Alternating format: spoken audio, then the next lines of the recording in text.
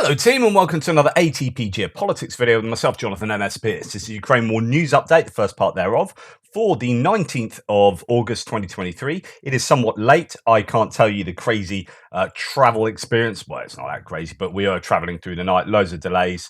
Arrived back at the house at 6 o'clock this morning, and then needed a little bit of sleep before doing this. Obs.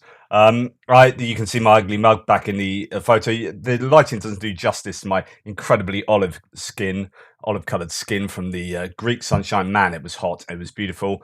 Thank you so much for bearing with me through that time. I did try to keep normal service not resumed, but continuous throughout that time. So hopefully it wasn't too disruptive.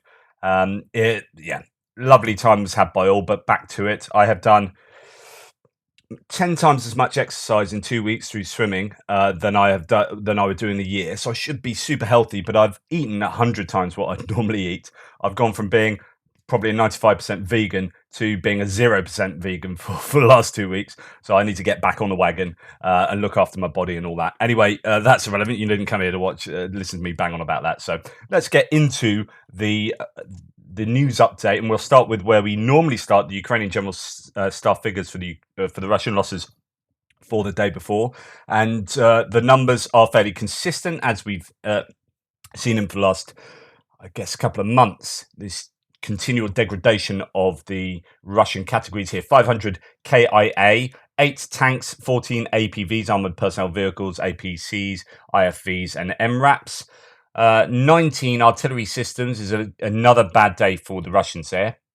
As with the previous two categories, that's, I guess, fairly average, but it's interesting to say fairly average when you have 8 tanks lost and 14 armored personnel vehicles lost in a day. Goodness me, if the British Army lost that in a day, it would be absolutely catastrophic. So it's about getting some perspective. We're used to seeing so many heavy losses for the Russians there that I guess 22 losses isn't crazy, but it is significant nonetheless. And of course, 19 artillery pieces lost in a day is not going to help the Russian defensive capability at all. 6 drone losses, that's not from last night, the night before. 7 vehicles and fuel tanks. That is quite a low day, considering what we have seen over the past few months in terms of the Ukrainians hammering away at the Russian logistics, and 2 pieces of special equipment. That could be any number of pieces of kit. Actually, I've got some footage to show you of a pinpoint accurate hit through a window of a surveillance bit of kit there. I'll show you that in a second. Right, what is there to say about the hits and strikes and whatnot? Hits and losses, I should say. So we'll start here with Elint News saying officials say Russia, and this is referring to a New York Times article, officials say Russia may have as many as 120,000 soldiers killed and 170 to 180,000 wounded, and Ukraine may have up to 70,000 killed and 100 to 120,000 wounded. So these are phenomenally high numbers for both sides, of course, because that equates to near enough 500,000 casualties from both sides in this war, casualties being killed in action and wounded in action. Now, if we go to look at the Ukrainian general staff figures, they say 257,000 KIA for the Russians, and that leads people to wonder whether this figure actually includes badly wounded, taken out of the battlefield. Is there a translation issue with liquidated, so on and so forth? There are all these different arguments, and we know that the BBC previously has seen this figure as including all casualties, not just KIA. So I've started saying KIA, but there are still arguments over this. And either way, this is a very high number compared to what other intelligence sources are stating. And that's why I don't really concentrate on the numbers per se, just the trends that they, to me, communicate. So yeah, make of that what you will. But the idea here is that Russia has lost more than Ukraine. And that's what we've come to expect from from the different figures we've seen along the front lines over time. There are certain places that are much more costly for the Russians than others, certain times that will be much more costly for the Ukrainians than the Russians, and so on and so forth. So it's not as if it's one consistent ratio at all places and at all times for both sides. Right. Moving on from that, excellent news, says Evgen Vorobyov.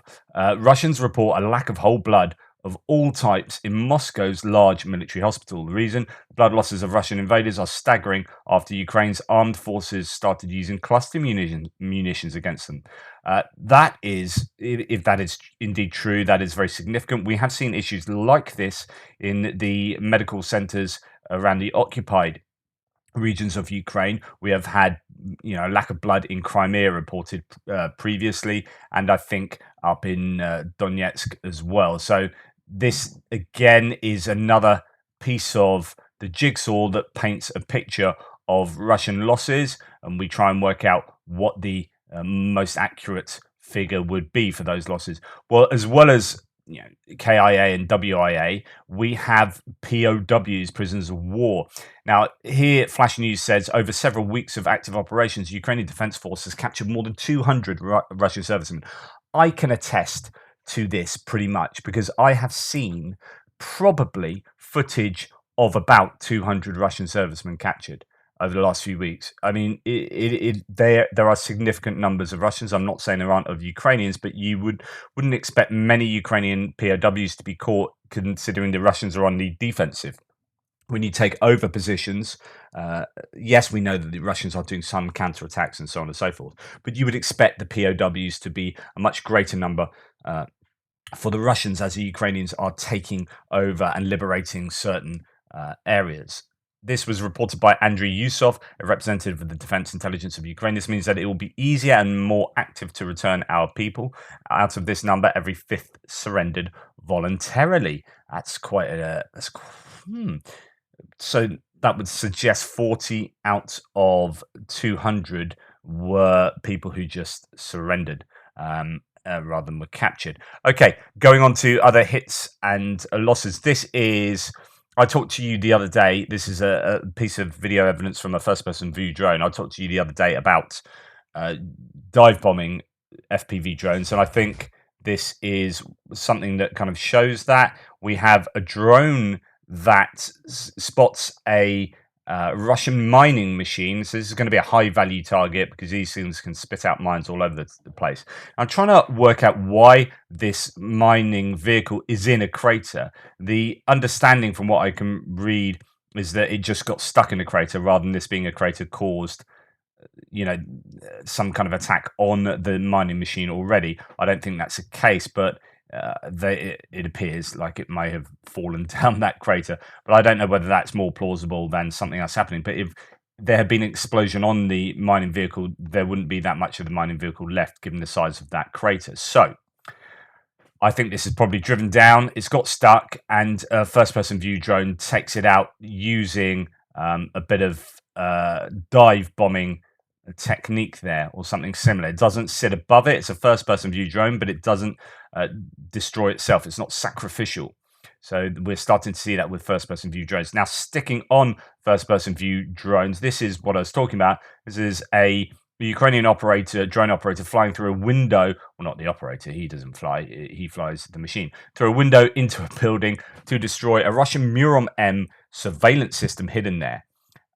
This is again something we are seeing more and more, and it is testament to the evolving battlefield and the capability of drones and their operators to hit targets with incredible precision. You're flying through that window and taking out that equipment that is apparently, I wouldn't be able to tell that was a Murom-M.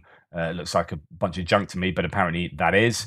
And that has been hit by flying through the window of a building, which is incredibly impressive and pretty daunting, pretty scary given the future and the capabilities of these drones. Right, last night, Russian invaders struck a residential. So this is not last night. I think this would be the night before. Area of Komshayuvaka in the Zaporizhia region with 2 guided aerial bombs. A school was destroyed and nearby houses were damaged. And this is another example of shelling of what appears to be completely residential areas. Now, was the school being used for housing Ukrainian service people? I don't know. Probably unlikely in the sort of area we're talking about here, but possibly. That would be, I assume, what the Russians would say. But we have the number of schools that the Russians have taken out, or just a number of civilian pieces of infrastructure and civilians themselves that the Russians have taken out. It's just phenomenal. We have just seen them do a strike on Chernihiv, which is unconscionable as far as I'm concerned, and I'll show you that in a second. The Russians just haven't changed their tune at all. A blast has been reported on premises of the Interior Ministry site in Kyiv, where experts examine explosives. So, Interior Minister Igor Klimenko reported today, that an explosion occurred on the premises of the Interior Ministry State Scientific and Research Expert Criminalistic Center in Kyiv. According to Klimenko, the cause of the explosion is not due to a drone or missile strike. So, possibly they were poking a bit of an explosive and trying to find out what happens, and it was it reacted in a rather negative manner. There's also some footage of another Strela short-range air missile system, air defense system for the Ukrainians being taken out. They've lost a bunch of those in the last week, actually, quite high losses for the Ukrainians with regard to air defense systems, and that is a really big worry. They need those short-range air defense systems. Of course, they need all ranges of air defense system. These are quite high-value targets the Ukrainians are losing. Now, we know the Russians are losing some high-value targets too, but don't forget the Ukrainians lose them as well. During last night's 15 out of 17, so we're moving on to long-distance strikes now, 15 out of 17 launched Russian Shaheeds were shot down, and another 7 types of drone too. So I don't know where they were particularly targeting last night, but yeah. Yesterday, a major fire broke out in the Russian seaport of Novorossiysk. This is where the Black Sea Fleet is kind of moored at the moment. It's a warm water port, so it doesn't freeze over. Obviously, it's in the Black Sea, but it's not a deep water port, so the Russian ships can't moor in the port, and that's why it's kind of playing second fiddle to Sevastopol. But Sevastopol is quite a risk to Marines and aerial drones, so that's why they moved a lot of the Russian fleet out of there.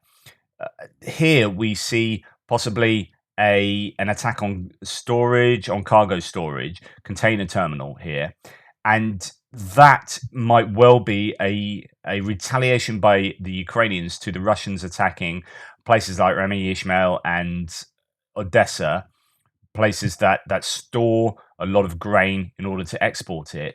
And this is the Ukrainians saying, hey, you want to continue to have a go at our commercial and civilian, our food exports, then we're going to have a go at your container exports. So, be warned. And yeah, there we go. Novorossiysk is looking fairly hot. Okay. So around 10 a.m., I think this is today. Yeah. So this is fairly recent news. Drones have attacked a military airfield in the Novgorod region, says the Russian MOD. According to their report, as a result, fire broke out on the territory of the airfield and one plane was damaged. It's the airfield that the Tu or the Tu-22 M3 are located. So these bombers that create havoc for the Ukrainians. Looks like the Ukrainians are trying to give the Russians something to think about. There are claims that actually 2 planes were on fire. Various claims about. I don't know how they can tell, but that is a Ukrainian claim. Russian Ministry of Defense today, airfield was attacked by a copter-type drone. As a result of the attack, the territory of the airfield, a fire broke out in the aircraft parking lot, which was quickly extinguished by the fire brigades. One plane was damaged, but there were no casualties, say the Russians. And yes, heavy bomber aviation regiment is based there. Right. Now, Chernihiv in the north of Ukraine has been hit by, it looks like a ballistic missile. As we often see, the word shelled is used, and I always associate shelling with artillery rather than missiles. But yeah, Russia has shelled the center of the city of the northern region. At least 6 people were killed. So far, it's known about 37 injured. I think it's way more than that now. Among them, 11 children. So that was a little bit earlier. I could show you the video. You basically got stuff happening in the middle of Chernihiv. It's pretty horrible. Right.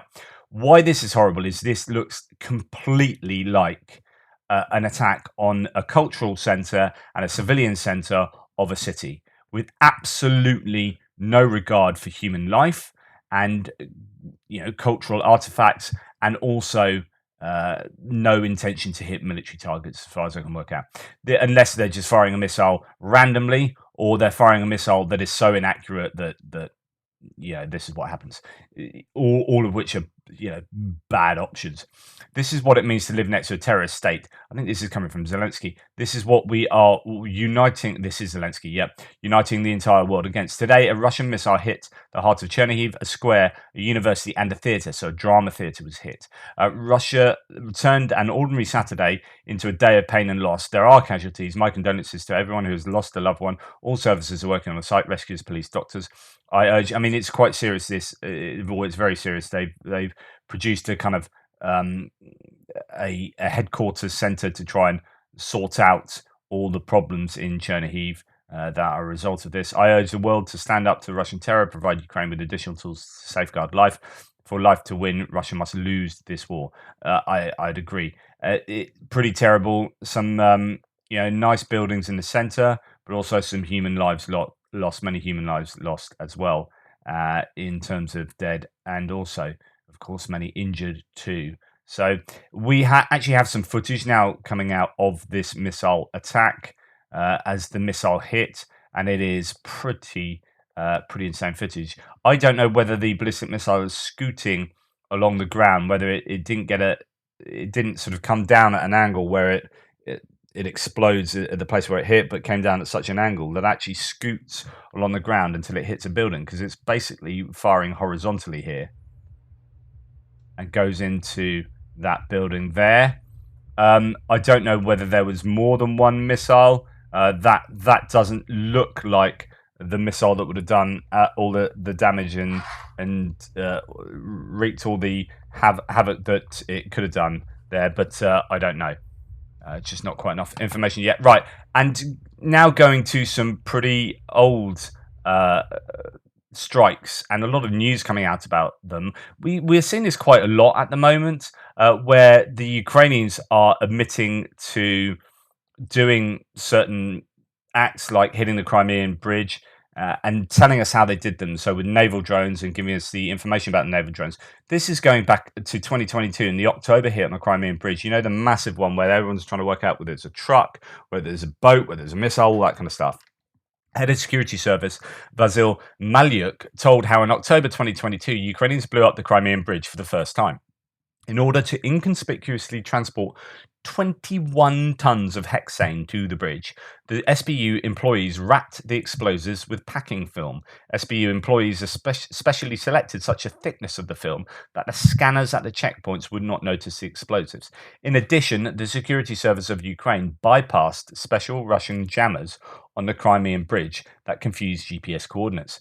I'd be interested to see where they did this. How, I'm sure it'll all come out in a wash, but how this was fully organized from start to finish. So one presumes that there is a lorry, whether the driver was completely unsuspecting or whether he was kind of a martyr, I don't know, drove along. And I think there's information coming out about the drones here as well. I'm going to do a Ukraine War Update extra video later that looks at a Chris Owicki thread about this, the activity around this October strike on the Crimean Bridge, on the Kerch Bridge.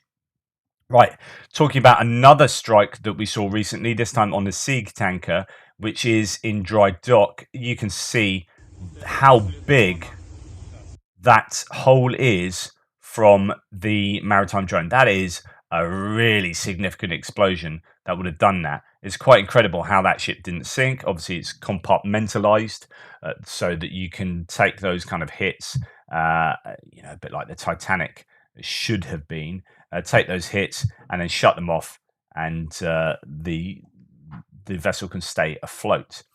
Okay, Moscow City Business District. So nothing's happened here, but this is the this is one of the ramifications of the continued strikes we've seen on Moscow itself from Ukrainian drones. So the Moscow City Business District evacuated about 2,000 people from a building after an anonymous tip of a drone attack. The report turned out to be fake. Earlier, a video appeared online supposedly showing an unknown aircraft flying near Serpukhov. Wow. So we are starting to see Russian civilian lives being completely affected by this war in a way that hopefully will have an effect on their economy as their productivity goes down, but just the general sentiments of these people. Look, someone's trying to get married there, and that's obviously not happening. I don't know why you'd have a reception around there in some kind of office block, but there you go. Yeah, this, I think you'll see more and more of that, and I can imagine the Ukrainians probably, doing a bit of psyops there with some, fake claims of, or claims of of drone strikes that don't actually turn out to be true. Anyway, moving on to other bits and pieces here. Blast has been. Oh no, I've done that one. That was in the wrong place. Sorry. The Kakhovka hydroelectric plant. This is what happens. You see, I've been on holiday. My brain is mush, and I'm trying to do a video. Nonetheless, the Kakhovka hydroelectric plant is beyond restoration. We heard this previously. There is confirmation of this now, as nearly half of its dam has been destroyed after Russia blew it up in June, as per Ukraine's interior ministry. I wonder. Well, one would assume they're going to rebuild this dam at some point, when the war is over. Whether they, have to knock this down completely and start again, do it somewhere else, I don't know. But it appears that's beyond economic repair, as you might say, for a vehicle. Except that's a massive hydroelectric power station. In occupied Enerhodar, there have been an explosion in the building where Russia's alleged to have tortured civilians. The invaders said that the blast happened in a residential building. Prior to the war, it was a police station. Don't get me started on Russian torture and the treatment of their prisoners. I'll be liable to rant. General Mark Milley has said, quote, "The Russians are in pretty rough shape, so they've suffered huge amounts of casualties. Their morale is not great. Their leadership is questionable and spotty. Logistics is not great." Ouch. Yeah, tell it like it is, Milley. I'd agree with all of those sentiments there. Kazakhstan. Right, this is my first of two Lenin statue pieces here. Here we have a Lenin statue being knocked over in Kazakhstan in an example of decommunization. And that is good news because it shows that Kazakhstan isn't just some kind of satellite Soviet state. They are moving away from that. There have been kind of sounds and rhetoric from their government that suggests that they aren't fully in support of what Russia is doing. And here is another. I mean, pictures speak 1,000 words sometimes. And yeah, that's another example. Okay, the second Lenin statue piece is this. And this is really weird. Right. So, insanity, as Julia Davis says. Russian history takes its unexpected turn. An 8-meter high Stalin monument was installed in the middle of Velyky Luki in the Pskov region. The priest of the Russian Orthodox Church consecrated the statue. Yes, the priest blessed the statue of Stalin. Actually, it's a Stalin statue, not a Lenin statue. But you get my point here. This is more statue news, but goodness me, for an Orthodox priest to bless a statue of someone who instigated state atheism is just bizarre. Now, I'm an atheist philosopher, so, whatever. But how far has the Russian Orthodox Church gone in their subservience to the Kremlin, such that there's nothing to do with theology and what they say? They're just another arm of Putin's Kremlin, and I think here is just a really overt example of that. Just really bizarre. Anyway, there you go. Now, this is something we've heard about before, which Wagner PMC, so the private military company, mercenary group, they took on a load of convicts and said, look, if you fight for us for 6 months, we'll let you go. I'm going to cover this at greater depth in my extra video later, but there are just some pretty horrific stories here of people doing horrendous crimes and then being released, sometimes being released only after 3 months. One guy did a horrendous crime, I think got injured and was released after 3 months to be free. And then they're starting to, well, like there's one example here of someone essentially online stalking the victim's family, or the person they brutally murdered, with 111 stab wounds or something like that, and just absolutely horrific crime. And then he's like, yeah, I'm out, what are you going to do about it? And lots of these sort of anecdotal stories of people who have been released back into their communities to then commit further crimes, or it's just insanely unfair. It's not like these people have been rehabilitated. It's not like these people have served their time for their crime. Just so problematic. Anyway, yeah, interesting article there. Right, that's the end of my first part for today. Sorry, I'm a bit all over the shop. I will put the links to the first 2 sections, I think, the losses and strikes. Not that I haven't shown anything, but sometimes there are videos that I think YouTube might have a hissy fit over. And so I put the links so you can watch them at your leisure. However, I did that yesterday and they still restricted me, but hey, whatever.